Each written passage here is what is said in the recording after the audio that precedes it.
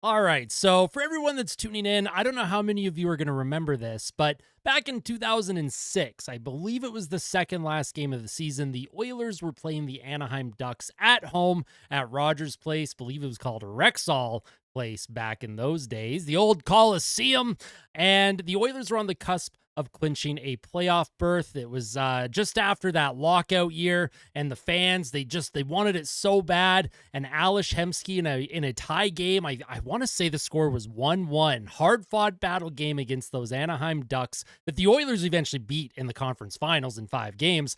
Alish Hemsky goes down and scores with about 20 seconds left or something in the third period that allowed the Oilers to clinch that night. The Vancouver Canucks lost that night that allowed Edmonton to clinch. And I don't know why, but Connor Brown's goal with 19 seconds left tonight just kind of reminded me of Alish Hemsky back in 2006.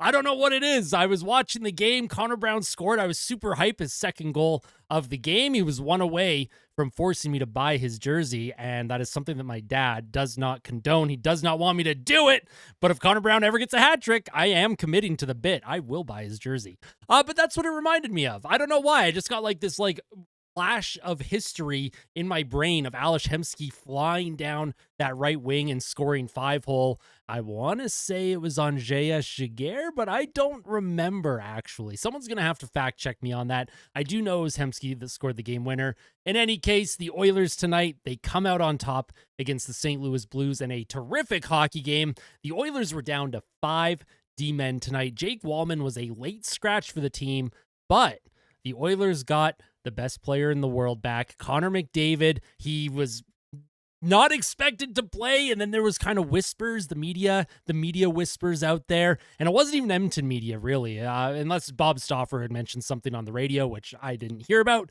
The first tweet I saw was from Chris Johnston of SDPN.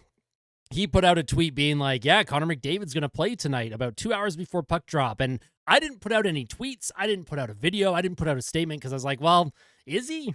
Is he going to play? And Connor McDavid, he comes into the lineup tonight, gets 3 points, 3 assists, including on the game winner. And Connor McDavid, he makes such a difference in this lineup, doesn't he? Like, I know that's more of a rhetorical question, but you just feel so much better when he's in the lineup. Or Leon Draisaitl. They had mentioned that when Draisaitl is in the lineup and McDavid is not, the Oilers were 6-0 or something. Like the Oilers hadn't lost, or they had won their last 6 games with Draisaitl in the lineup without McDavid. However, of course, with Draisaitl injured and McDavid, Kurt just subscribed to the channel. I love how that popped up. I forgot I had notifications up there. So thank you, Kurt, if you're watching right now. Appreciate that.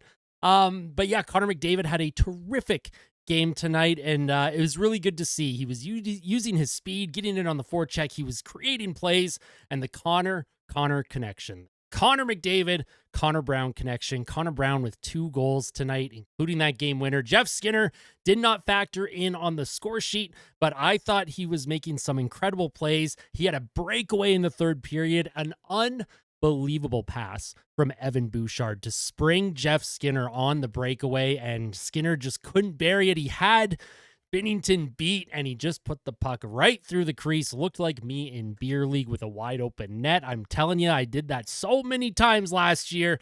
I just, it's so funny to me.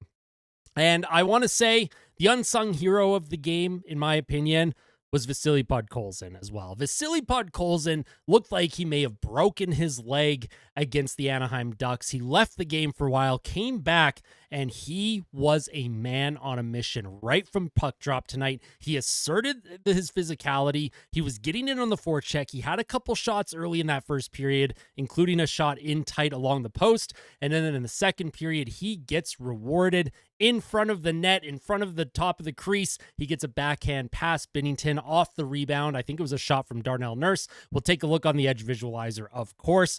So, in the rest of this fan reaction, we'll take a look at the Edge Visualizer for the Oilers' 4 goals. They had 3. It was 4. And then we'll take a look at the NHL standings. Obviously, the Oilers basically have mathematically clinched a playoff berth, though not official. They still need at least 1 more point or 1 more loss from the Calgary Flames, and the Oilers will get in because Calgary is the only team that could theoretically catch them. The Flames tonight blew a 2-goal lead to the Anaheim Ducks. St. Louis, they remain 5 points up on the Flames. The Minnesota Wild, they won. I believe they're 5 points up on the Flames as well. But we're starting to get a clear look at the playoff picture right now in the Western Conference, and we'll take a look at the standings. I'll answer some questions from the fans. We'll take a look at Money Puck, and of course, you can always let me know your thoughts in the comments section below. If you enjoy this video, just make sure to hit that like button, and if you really like it, make sure to subscribe to the channel, just like Kurt did about 2 minutes ago. Thank you, Kurt. I appreciate that. So the NHL Edge Visualizer. This is something that I love watching to break down goals from your Edmonton Oilers. Connor Brown's first goal of the game, assisted by McDavid. Brown, he goes in on the forecheck. Jeff Skinner rings a puck off the post. The puck's bouncing around all over the place. And then Connor Brown, he gets a nice feed from Connor McDavid, and he just one-times it past Jordan Binnington. We'll take one more look at it because this was very similar to his overtime winner against St. Louis back in, I want to say February. It was sometime before the Four Nations, and a nice play. He's just at the bottom of the left circle. He one-times it short side past Jordan Binnington. Connor Brown is a Jordan Binnington killer, by the way. Connor Brown has feasted on the St. Louis Blues this season. You absolutely love to see that. Here's Vasily Podkolzin's goal. This gave the Oilers a 2-1 lead in the second period, about halfway through. It's Connor McDavid once again. He gets a shift with Corey Perry and Podkolzin. Nurse with the shot. Podkolzin on the doorstep. He puts a backhand past Jordan Binnington. A terrific play, goal by Podkolzin. It's nice to see Darnell Nurse contribute a couple assists tonight. Darnell Nurse, by the way, if Podkolzin wasn't the unsung hero, it was Darnell Nurse. We're going to talk about the play that he made. There was a breakaway attempt by St. Louis before the Oilers went down and scored the game winner. Darnell Nurse got back on the back check. He dove, took the feet out. You might have been able to call a tripping call. Pickard makes the save. The Oilers go up the ice and win the game on the ensuing rush. Here's Victor Arvidsson. He scores another goal for Edmonton very early in the third period. Darnell Nurse, Brett Kulak, they're working it around. Brett Kulak with a shot, and then Arvidsson on the doorstep. He puts it past Jordan Binnington as well. Notice how these goals are all coming from in tight. They're getting shots from the point. I talk about this all the time. Simple hockey. Get a shot from the point and then just crash the crease, right? Get bodies in front, make the goaltenders and defensemen force you to the outside, force the goalie to see the puck. Get your rebounds. It does not have to be pretty. This is how you have to score goals, especially for a team that struggles to score like Edmonton does. It's really, really good to see right now. And then, of course, we'll take a look at Connor Brown's goal, the game winner. You don't see the play that Darnell Nurse made in the defensive zone, but McDavid, he goes up on the rush, plays it back to Connor Brown, who's left all alone. Little cheeky backhander beats Jordan Binnington with 19 seconds left. Sorry, 21 seconds left. I thought it was 19 seconds. Whatever. I'm 2 seconds off. Connor Brown with his 11th goal of the season. You absolutely love to see it. And for the Edmonton Oilers, we can take a look at some of the stats as well.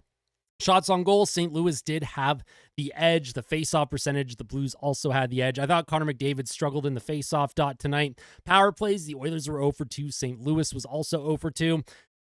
Listen, I know a lot of us are probably mad at the officiating because I'm also mad at the officiating, but it's not worth expending our energy against the officials tonight because things are going to get even worse when the playoffs start. So I'm just going to save my energy for the playoffs. Of course, that does not mean that the officials were not bad tonight. They were awful. I don't think Jeff Skinner deserved the misconduct that he got in the first period.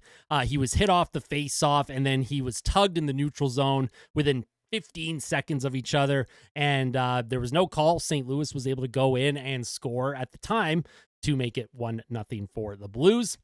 But the Oilers, they did not quit in this one. The hits were 21-10 in favor of the Blues. Block shots 15-12 in favor of St. Louis. Giveaways, the Blues had 26 giveaways. And it kind of tracks because the Oilers were really, really getting in on that forecheck. And that's really good to see. They were putting a lot of pressure on Blues defenders, especially Philip Broberg. The Oilers were really pushing Broberg a bit here. I guess we can take a look at the box score as well. We can take a look at the plus minus here. Connor Brown a +3, 2 goals. McDavid +3. And the Masters starting this weekend, Zach Hyman, he would be on the leaderboard right now. A -3 for Mr. Zach Hyman. Darnell Nurse was a +3, played 28.06. And Brett Kulak, a career high 29-04. You love to see it. Brett Kulak, I thought, had a good game. Evan Bouchard had an up and down game, but I thought in the third period he played his best hockey of the game, and that's what matters most. Calvin Pickard, he's dinged for an under 900 save percentage, but he also had a good game tonight. I don't fault him for any of the goals. He played great. He made some big saves, especially late in the third period, and you love to see that. Now, taking a look at the NHL standings, the Edmonton Oilers, they have 95 points. They are 7 points up on the Calgary Flames. The Flames have 4 games left, which means they can get a max of 8 points. If the Oilers happen to lose 4 straight in regulation and the Calgary Flames win out the rest of their games, they would pass Edmonton. So the Oilers, they just need 1 point. They just need 1 point, and they are in, and they have 2 games against San Jose, including Friday's game, and then they play Winnipeg and LA. The Oilers, theoretically, should be able to get at least 2 wins in their last 4 games. I'd like to see 3 wins. Hell, I would love to see 4 straight wins, including that last game against San Jose and their last matchup against the LA Kings as well. As you can see, they play Winnipeg and LA on a back-to-back on the 13th and 14th. That is a tough ask for this group to win both of those and possibly get home ice advantage. So we'll have to keep an eye on that. Home ice is still, it's mathematically possible. It's unlikely, but we'll hold on to hope and see if they can get the job done. And of course, the NHL playoffs, they do begin on April 19th. Don't know if the Oilers will be playing that day because they still have a job to do on Friday against the Blues. Now, taking a look at Money Puck. I have to scroll all the way up because I accidentally was already looking at this earlier. If this will let me do that. Perfect. We'll head all the way up here. The expected goals in all situations tonight. The Oilers led the way 2.56 to 1.69. And that also tracks with the eye test. I thought the Oilers had the better looks. I thought they kept St. Louis to the outside a lot. The Blues didn't get a lot of inside lane shots, and obviously the couple good opportunities that they did get, they did make the Oilers pay. So again, the Oilers can clean a few things up, but overall liked their game at 5-on-5. Noah Philp, he had a 77% expected goals percentage.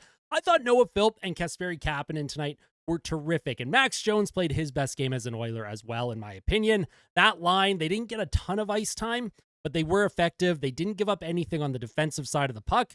Noah Philp, real smart player. He does a lot of really good, small detail things every single shift that allows the Oilers to keep the puck away from their opponent and go up the ice on the attack. Noah Philp, I hope he gets to stay in the lineup a little bit longer here. Obviously, the Oilers have a ton of injuries that they're dealing with, so I would like to imagine he'll be able to stay in the lineup. So it was a good showing for Noah Philp. Probably his best game of the season, in my opinion, for this team. Of course, Corey Perry, great game. Jeff Skinner, all the boys had good games tonight, and we'll scroll all the way down. And we already took a look at the ice time, but we can take a look at McDavid, 20 minutes back in his return. You love to see it. Jeff Skinner, there's going to be people be like, why did he only play 14 minutes? He took a 10-minute misconduct in the first period, so that obviously affected his ice time, but he was very effective when he was on the ice tonight. All righty, folks, let's get into the fan questions and comments. Let's take a look here. What do we got? Looks like we have a few. I will just have to quickly refresh here, make sure we get all of them. There is, well, it says that there's 6 available. There's only 4 showing up. Give me 1 second. Let me just quickly. I'm just going to do that. Sorry, I had this ready to go. I swear to God, but we will. All right, so I'll answer these 4 questions. I have a couple more bookmarked as well. So, Connor McHugh, Connor Brown is my GOAT. Connor Brown is also my GOAT. AJ Punk, I could not agree with you more. Small says the closest we've come to a Brown Hattie. Very close. I would have loved to see him out there for the empty net. But what was with McDavid in the faceoffs? I think he was 16% or close to it. Very, very low. Not that the Blues don't have good faceoff centers, but that's abysmal. Good to see us getting a big win tonight. I agree. I think with Connor McDavid, whether it was a shoulder, arm, or rib injury, whatever he was dealing with, obviously that's going to affect his ability to take faceoffs. I think he's not 100%, so I could see him maybe just not getting as physically engaged off the draw just to protect himself. And in my opinion, faceoffs are a little bit overrated in the NHL regardless. I still think they're important in situations. I think faceoffs can be very situational, but over the course of an entire game, I don't find they have a huge effect on the outcome. But that is something to keep an eye on, of course, moving forward. Max says, how big does it feel to have the captain back through the lineup? Obviously, it feels huge, massive. This team, they needed this. They needed this.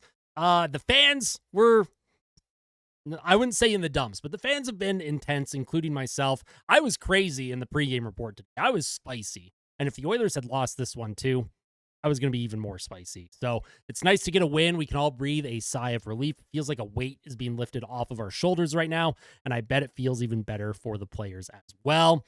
JH says, do you think McDavid still has a chance to grab 100 points? He's sitting at 93 now with a handful of games remaining. Skinner looked great next to Davo and Brown. I like that line a lot.